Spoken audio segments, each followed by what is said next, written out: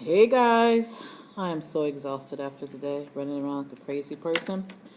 So let's just jump into it. Here, our objective for the day is going to be to interpret the values of the y-intercept, the slope, the standard deviation for the residual, our standard error for the slope, and maybe we'll get to the r squared, the coefficient of determination.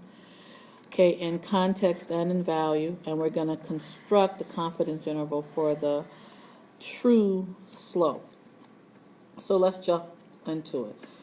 We're going to be doing numbers on our, first of all, go to page 6.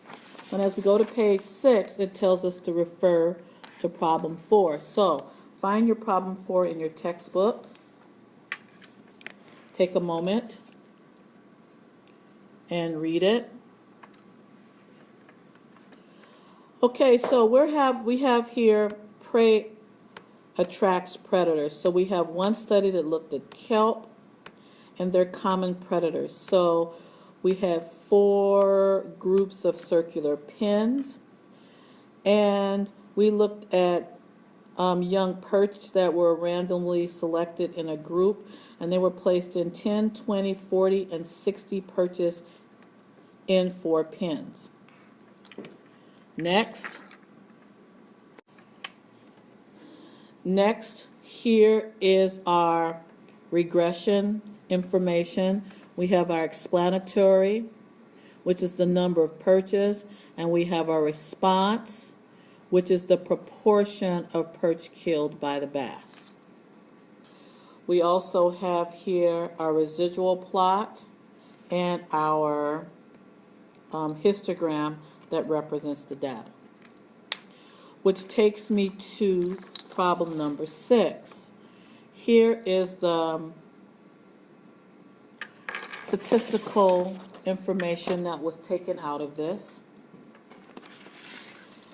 And then we just jump down to the problem.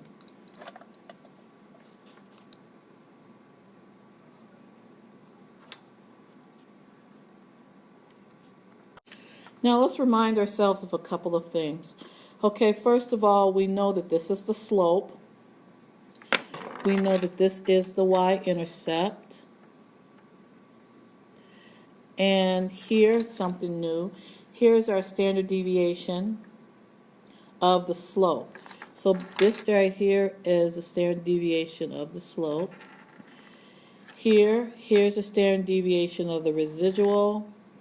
Yes, here is our r squared, our coefficient of determination. The adjustment we just ignore. They're asking us in this question to define each of these. So A, as we can already know, based on statistical information, that is the y-intercept. And what that means is that it's the true y-intercept. That gives us the true average of perch killed if there were 0 fish in the tank. And does that make any sense at all? No, it doesn't. So that's why I'm saying right here, it has no statistical meaning. The next thing here is our B, which is our slope. Here it is the true slope, which means the true average of the proportion of fish killed. It was changed by this proportion right here, 0.008569, for every additional perch. So this is the proportion of fish that were killed changed by 0.008569 for each additional perch that we had in there. So there is your slope.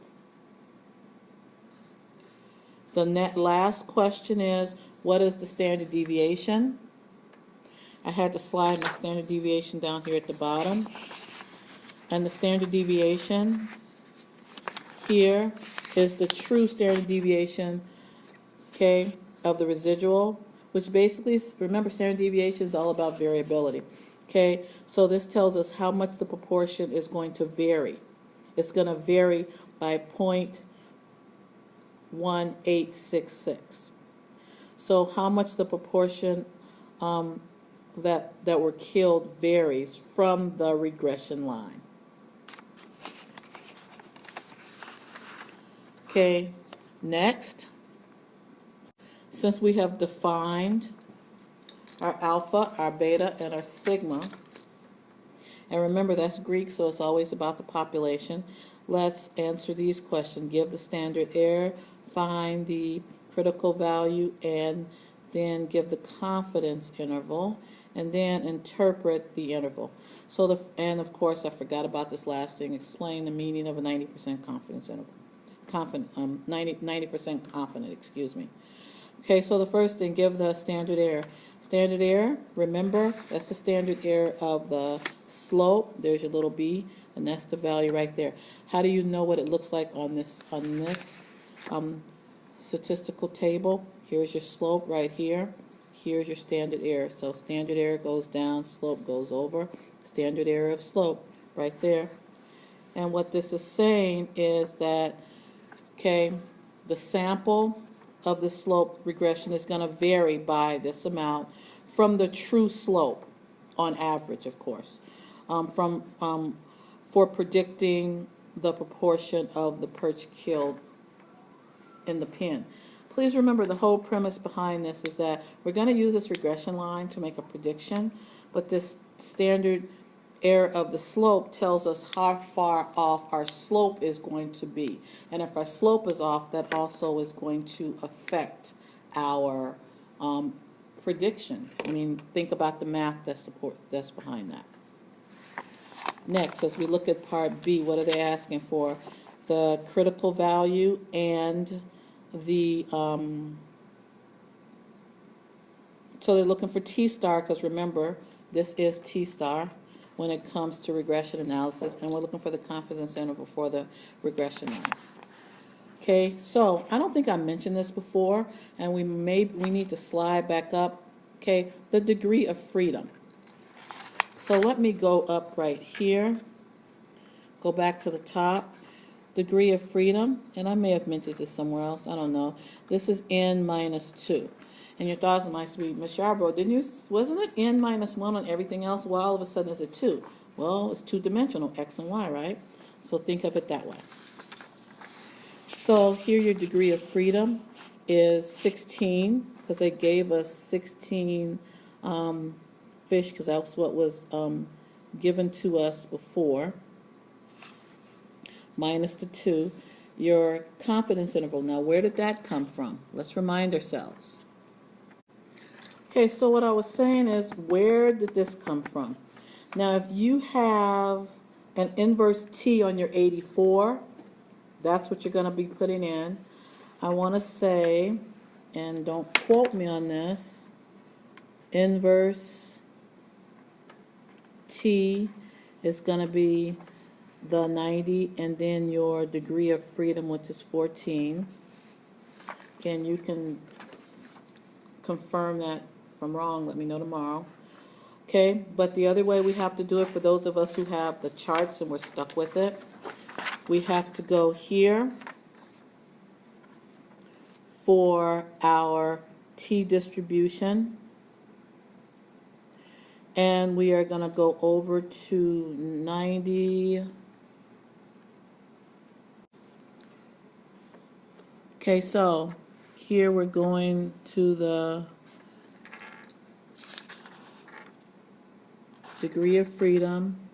Here we're looking at our 90% confidence interval, and we go over, and then we go up, and that value right in there is where we find our 1.761. Okay, so as you can see here, that's where I came from with that value.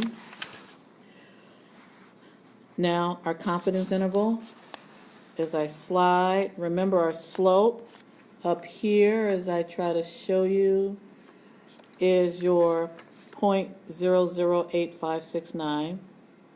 We just found literally the t star, and remember our standard error. Our standard error of the slope is the value that's right here.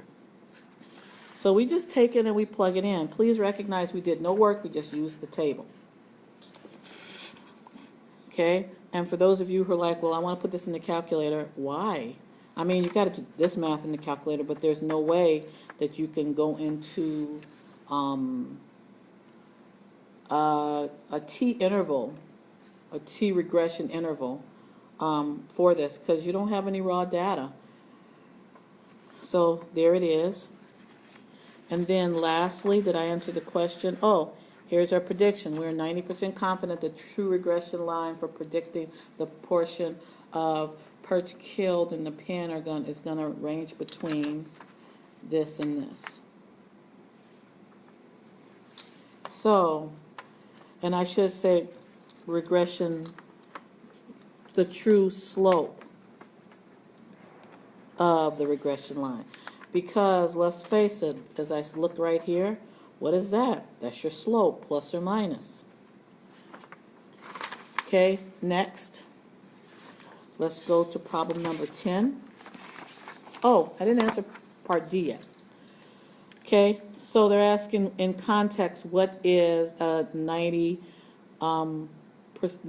confident? Now remember, it's no different than it was before. We're saying, as we've done this many times, after many repeats, and this is an experiment, okay, about 90% of the samples are going to have intervals that capture the regression, the true regression slope. So the key aspects to this is that 90%, well, obviously that's the percentage, contain or capture the true regression slope. And then I just added to here that allows us to predict the percentage or the proportion of perch killed in the pen. Now let's jump to problem number 10, and as you jump to problem number 10, read it please.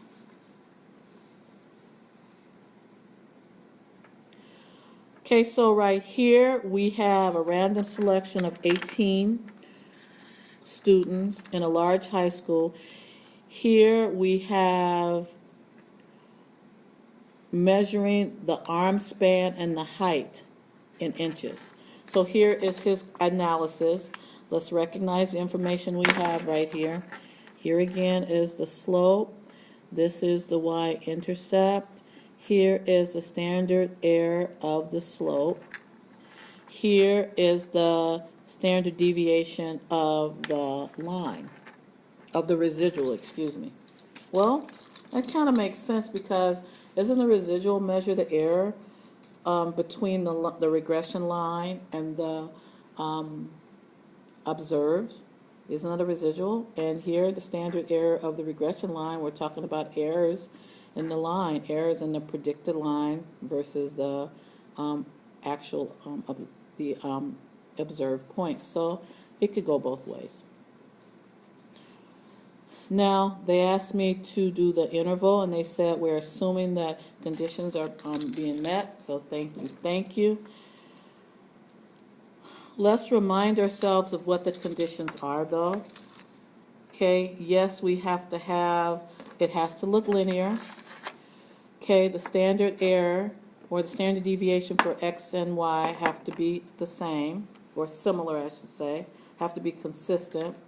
We have our 10% rule. And yes, how can I not mention randomness at the very beginning? How could I miss that one? Okay, so as I look at this here, please recognize here's your slope. Here is your t-star. We talked about how to find that one. Here's your standard error.